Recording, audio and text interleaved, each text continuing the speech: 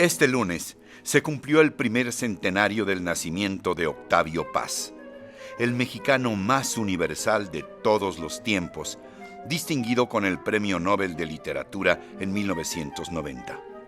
Nacido en Mixcoac el 31 de marzo de 1914 y fallecido en el Distrito Federal en 1998, Paz fue sin duda una de las mentes más luminosas que han existido jamás. Tanto que hoy sigue alumbrándonos con sus textos prodigiosos.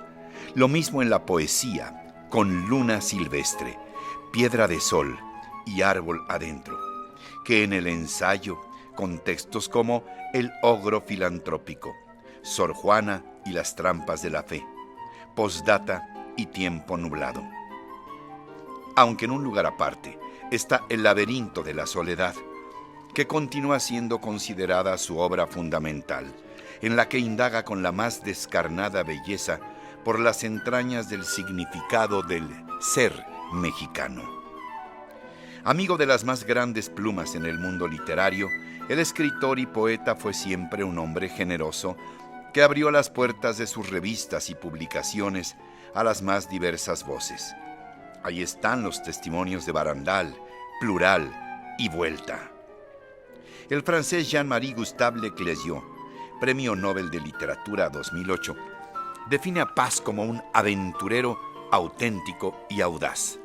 Y para Elena Poniatowska, Premio Cervantes 2013, fue un hombre que vivió para las letras y unió a México con el mundo.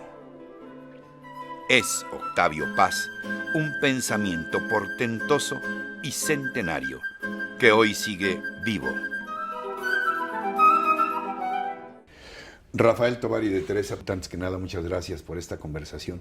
Hombre, encantado, Ricardo, como siempre. Y en un día tan especial, Rafael, viendo esta panorámica de esta ciudad compleja, terrible, pero también maravillosa, donde él nació, donde él murió, y la pregunta cuasi obligada es, ¿qué ha significado para México tener una mente tan luminosa como la de Octavio Paz a 100 años de distancia, 100 años de su nacimiento?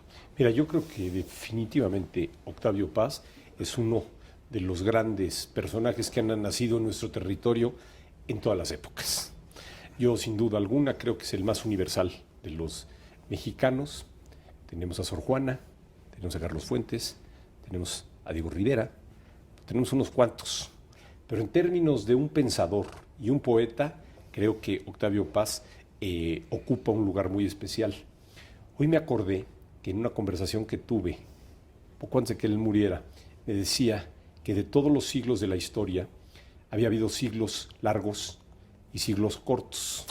Y decía que el siglo XX había sido un siglo muy corto, porque había empezado en 1914 con la Guerra Mundial, la Primera Guerra, y se terminaba en 1989. El año en ¿Por que qué nació, razón? en el 14. O sea, lo que Perdón. ¿Por qué razón? Porque en 1914, el año en que nace él, es cuando empieza la guerra y cuando termina el orden imperial y de alguna manera caen los 4 imperios más importantes, el otomano, el ruso, el austriaco y el alemán, que gobernaban el mundo. Es el surgimiento de Estados Unidos como resultado de la victoria aliada.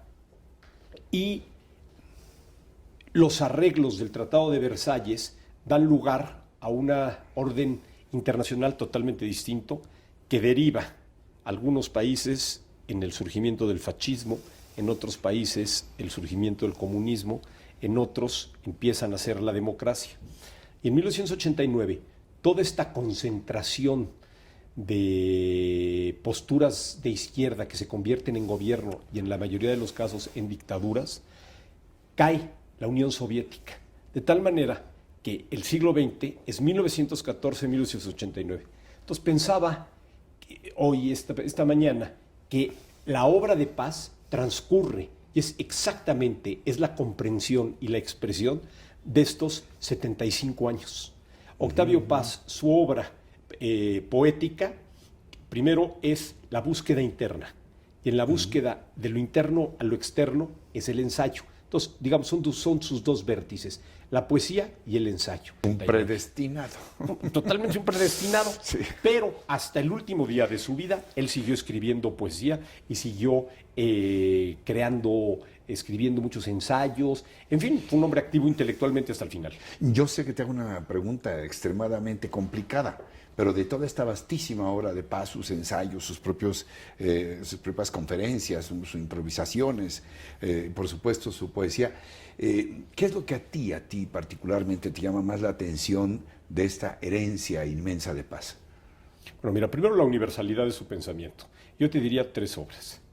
El primero de ellos, 1933, Luna enamorada, donde él se descubre como poeta.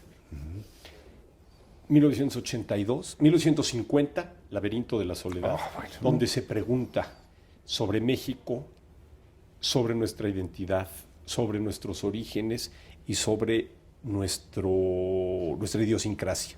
Y 1982, con Las trampas de la fe, con Sor Juana.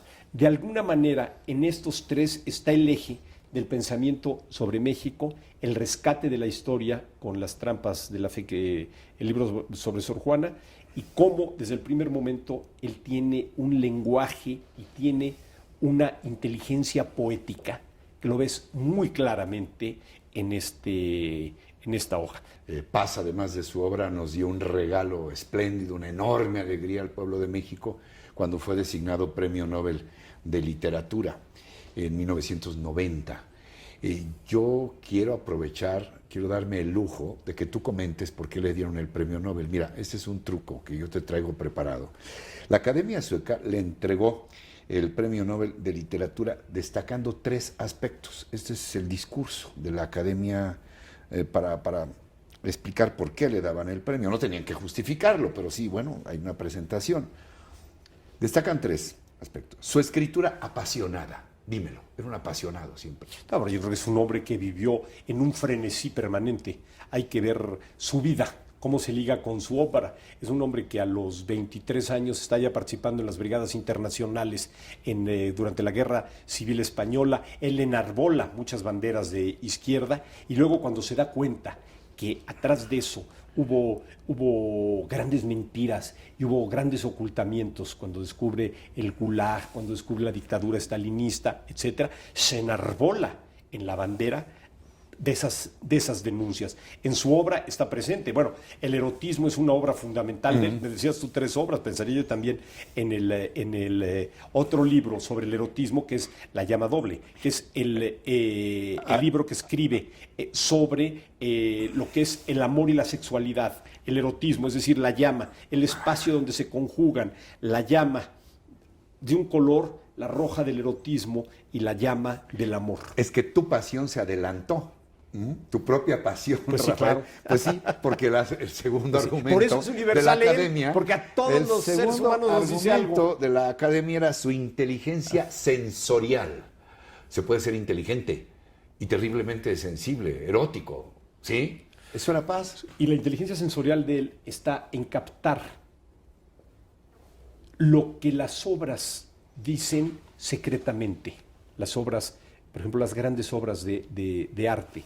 Yo recuerdo una frase de un poeta alemán, Schlegel, que decía que la fantasía era una secreta voz que no todos los oídos saben escuchar. Yo diría esto es pues, totalmente extensivo a Paz. Es un hombre que sabía escuchar en las obras, en la estética, en los grandes actos del hombre, en el pensamiento, una fantasía. Y en las obras de arte es muy importante. Por eso en esta exposición vale la pena visitarla, porque vemos ahí su palabra, la palabra que se desprende de la obra artística.